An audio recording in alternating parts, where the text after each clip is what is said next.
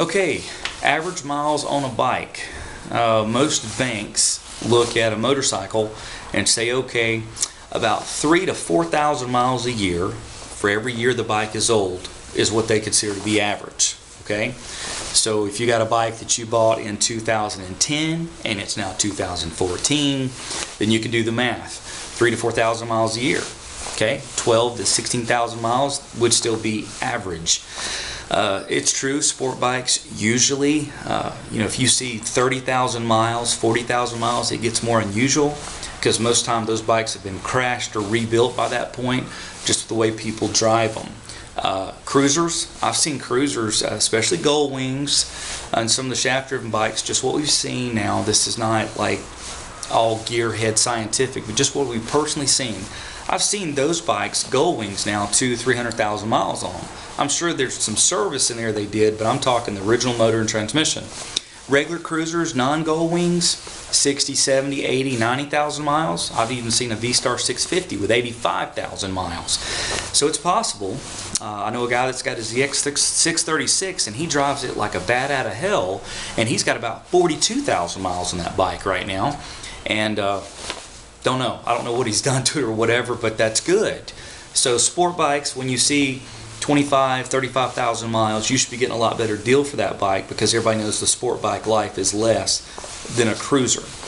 Beware of the motorcycle forums that's online. You'll get a lot of guys that they just know everything, or maybe they're brand specific. If you don't drive a cow for Kawasaki, or only drive a Suzuki or a Honda or Yamaha, or I like Ducati, I like Triumph, I like the BMW, whatever.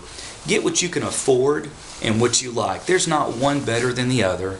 You're going to have guys tell you what's faster, better, whatever. If you need that, do that. Take a bike to a track and whatever. Have some fun with it.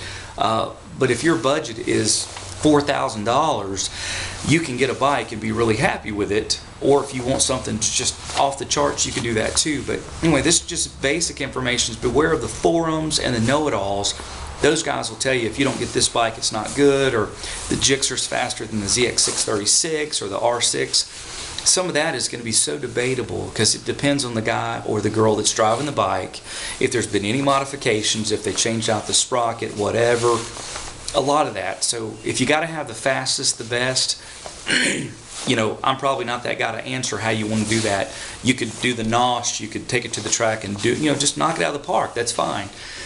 But just those guys on the forums tend to act like they know everything. And most of the time, they're just guys living in their basement, in their mom's house, and they're 26. They have no girl. They have nothing else to do with their world except tell you what you should do with yours. And they know everything.